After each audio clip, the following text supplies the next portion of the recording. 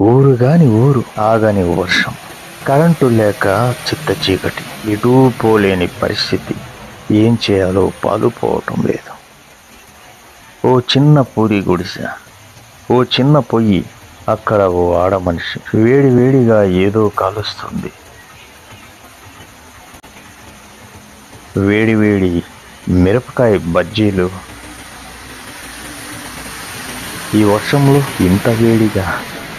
వెంటనే మిరపకాయ బజ్జీలు, బోండాలు ఇమ్మని అడగడం జరిగింది. ఎంతో వేడిగా ఉన్న ఆ బజ్జీలు అప్పుడే వేడివేడిగా ఇవ్వడం జరిగింది. దాంతో ఇక ఆనందంగా కాసేపు వాటిని ఆరగిస్తూ సంతోషంగా ఉండిపోయాను.